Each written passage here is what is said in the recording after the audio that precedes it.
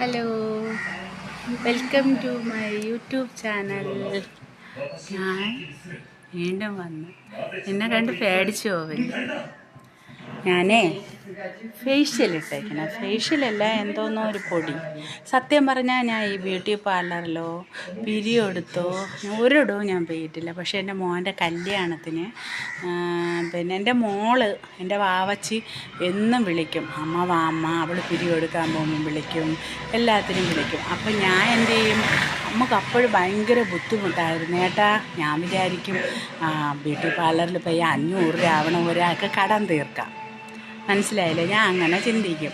അപ്പോൾ എൻ്റെ മോള് പോവും, മോൻ പോകും. മോൻ ഇവിടെ ഇല്ല, വെളിയിലായിരുന്നു.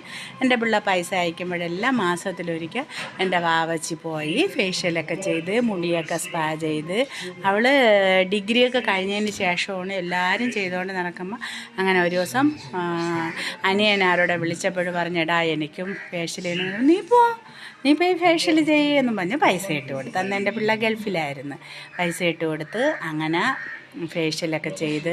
ഞാൻ ഒന്ന് ക്യാമറ തുടച്ചോട്ടെ, ഇതുകൂടി ക്ലിയർ ആവാൻ.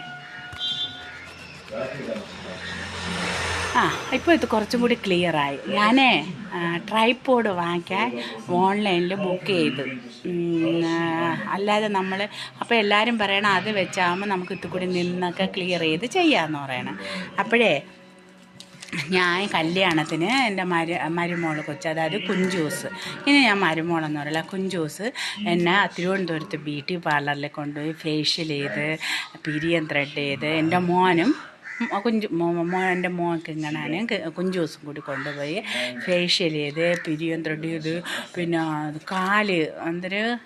കാല് ക്ലീനാക്കി, കൈ ക്ലീനാക്കി, മുടിയൊക്കെ. അപ്പോഴാണ് ഞാൻ മുടിയൊക്കെ വെട്ടിയത്. എൻ്റെ മുടി നീളത്തിനുള്ള മുടിയായിരുന്നു. അപ്പം പറഞ്ഞ അമ്മ പിന്നെ മുടിയൊക്കെ നല്ല ബോബ് ചെയ്തപോലെ വെട്ടിയിട്ട് എല്ലാം നല്ല ഭംഗിയാക്കി തന്നു കുഞ്ചൂസ്, എൻ്റെ മോനും കൂടി. അങ്ങനെ അത് തിരുവനന്തപുരത്തെ അത് ബ്യൂട്ടി പാർലറോ കേട്ടാ, ഞാൻ മറന്നു കേട്ടാ. പക്ഷെ നല്ല ബ്യൂട്ടി പാർലർ കേട്ടാ. അതിൽ പുറത്തുള്ള പിള്ളേരികളാണ് കൂടുതലും നിൽക്കുന്നത്.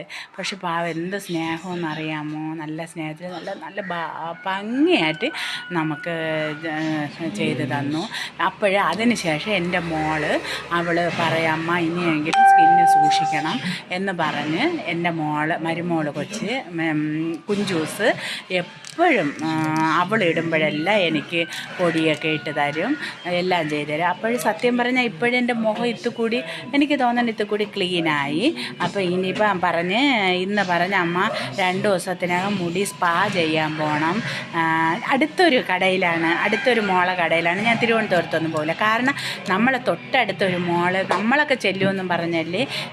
എൻ്റെ മോള് ഓരോടും പോകില്ല. ആരാധനയെന്ന് പറയും ആ മോളെ ബ്യൂട്ടി പാർലറിൽ പോയാണ് അവൾ ചെയ്യണം. നല്ല ഭംഗിയായിട്ട് ചെയ്യും. അപ്പം ഞാനും ഇപ്പം രണ്ടാമത് നാളെ അല്ലെങ്കിൽ മറ്റന്നാൾ എനിക്ക് ആരാധനയുടെ ബ്യൂട്ടി പാർലറിൽ പോയി മുടി സ്പാ ചെയ്യണം, ഒന്ന് ക്ലിയർ ചെയ്യണം, മുഖം ഒന്ന് ക്ലിയർ ചെയ്യാം. ഇപ്പം മോനും കുഞ്ചൂസും കൂടി പറഞ്ഞു ക്ലിയർ ചെയ്യണം അമ്മ എന്ന് പറഞ്ഞു. പക്ഷേ ഇന്ന് എനിക്ക് എൻ്റെ മോള് ഇട്ട് തന്ന ഒരു പൗഡറിൻ്റെ പേര് ബഞ്ചാറാസ്, ഞാൻ കാണിച്ചു തരാമേ.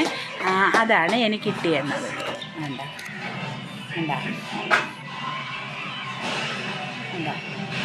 ഞാനിതൊക്കെ ഇപ്പോഴൊക്കെയാണ് കാണുന്നത്. ഞാനിതൊന്നും ശ്രദ്ധിക്കുകയൊന്നുമില്ല.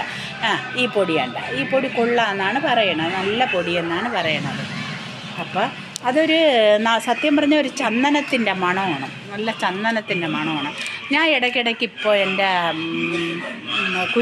കാശിക്കുട്ടന് തേച്ച് കൊടുക്കും ഇടയ്ക്കിടയ്ക്ക്. പിന്നെ ഇന്ന് ഞാൻ വെളിച്ചെണ്ണയാണ് എൻ്റെ കാശിക്കുട്ടന് തേച്ചത്. അങ്ങനെ ഞാൻ അതാണ് ഇട്ടേക്കുന്നത്. പിന്നെ അപ്പോൾ അത് കാണിച്ചു തരുന്നുണ്ട് എൻ്റെ വ്യൂവേഴ്സിന്. അങ്ങനെ അതാണ് ഞാൻ ഇത് ഇട്ടേക്കുന്നത്. ഇനി പിന്നെ അതായത് നമ്മൾ വീഡിയോ ഒക്കെ എടുക്കുകയല്ലേ, അപ്പോൾ മോള് പറയാൻ അമ്മ വീഡിയോ ഒക്കെ എടുക്കുമ്പോൾ ഒന്ന് ക്ലിയർ ആവണ്ടേ, എന്നാലും ഞാൻ ഇട്ട പൊടി ഒന്ന് കാണിച്ചു തന്നാലേ നിങ്ങൾ അത് വാങ്ങിച്ചിട്ട് കഴിഞ്ഞാലേ നമ്മളെല്ലാവരും പരസ്പരം അങ്ങോട്ടും ഇങ്ങോട്ടും സഹായിക്കും പോലെ ആവില്ലേ. അതുകൊണ്ടാണ് ഞാൻ ഈ വീഡിയോ ഇട്ടത്. പിന്നെ എന്തര് പറയാൻ, ഞാൻ അങ്ങനെ ഇരിക്കുന്നു, ഹാപ്പി ആയിട്ടിരിക്കുന്നു. എനിക്ക് സബ്സ്ക്രൈബ് ചെയ്യുന്നുണ്ട്, ആൾക്കാരൊക്കെ നിറയെ സബ്സ്ക്രൈബ് ചെയ്യുന്നുണ്ട്. 10 ദിവസമാണെങ്കിലും എനിക്ക് നല്ല സബ്സ്ക്രൈബേഴ്സുണ്ട്, ലൈക്കുണ്ട്. പിന്നെ ടാറ്റ.